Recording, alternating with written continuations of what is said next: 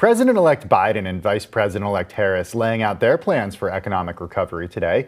Bloomberg political reporter Jennifer Epstein has covered the Biden campaign for the past 2 years, and she joins us now from Washington. Jennifer, it's so great to have you on Quick Take. What is Biden's approach to building back the economy?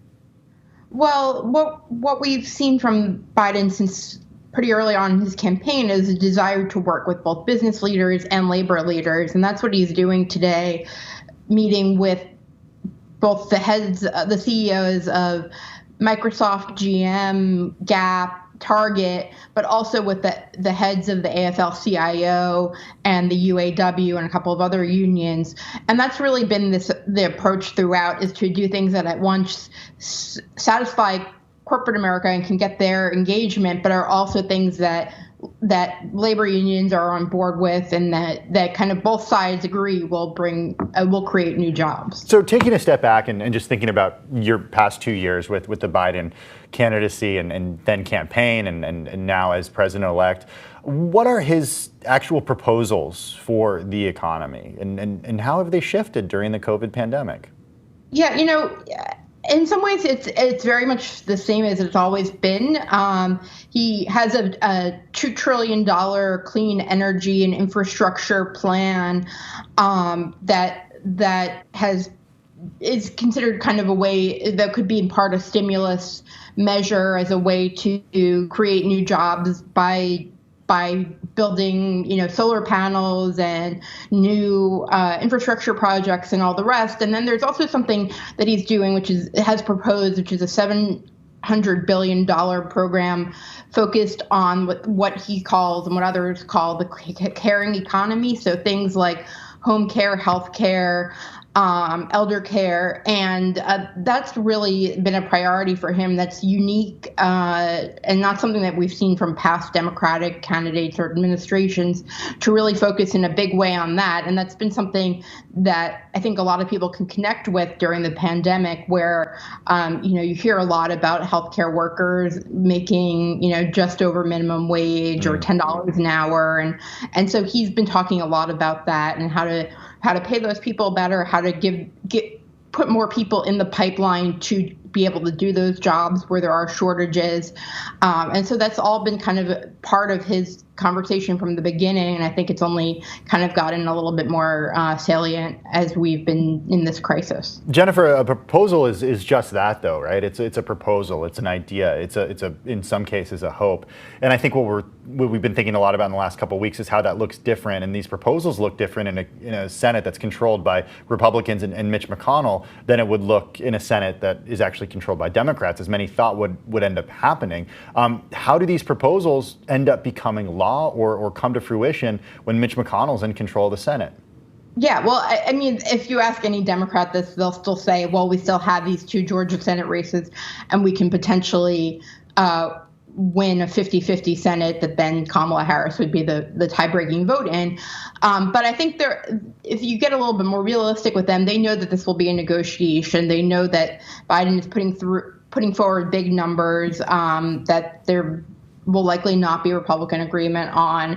But I think they are hopeful that once President Trump is out of office, once we're in a new administration, that there will be an acknowledgement that we're in the midst of this, this crisis, this economic and health crisis, that there is a need for the government to act and to help people.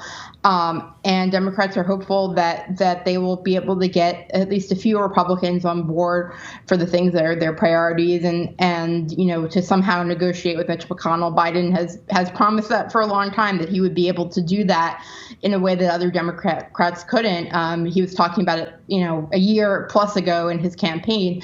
And so the rubber is going to hit the road on that pretty soon. Well, Biden has talked about an urgent need for a stimulus check, some sort of stimulus deal. Of course, that's been held up, and really we haven't seen any movement on that in the last few weeks. And I don't anticipate we're going to have much between now and the end of the year. What would that look like? And what would Biden's other priorities be when it comes to stimulus?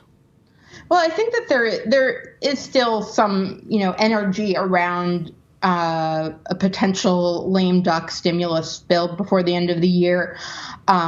but right now there really are no negotiations, and you're right that it's probably pretty unlikely. I think Biden would try to look at the areas where there has in the past at least been bipartisan consensus, things like infrastructure projects in particular.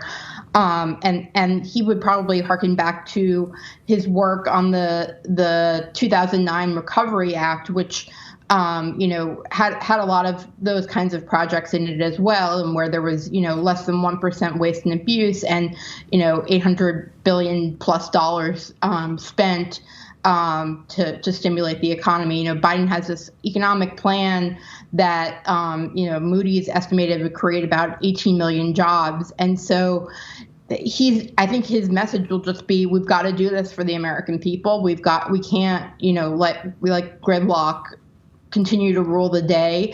Americans voted for a divided government, it seems, with a Democratic president and likely a Republican majority in the Senate.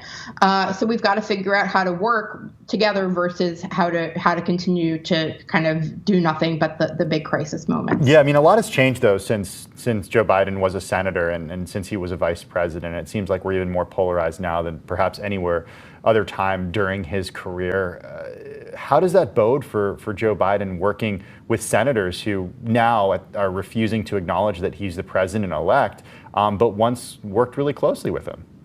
Yeah, it's a big question that so far he and his team have really avoided. They seem to still be hoping that something will be possible once he is sworn in. I think that they probably are in part looking to a couple of those more moderate Republican senators, people like Susan Collins and Mitt Romney, that they hope could kind of cross over from time to time. And so you might have a situation where you'd have, 48 Democratic votes and, 4 Republican votes or something. But again, for things to get to the floor of the Senate, Mitch McConnell would have to okay them, if there is a Republican majority. So, you're really looking at a difficult situation where it'll have to come down to how he chooses to play this and whether he decides that, obstructionism of Biden is the way that Republicans can, expand their majority in 2022 and support a Republican presidential nominee in 2024. And I think that's his calculation to be made. And I think we'll just have to wait and see. Jennifer Epstein in Washington, D.C., thanks so much for your time today. We appreciate you joining us on Quick Take.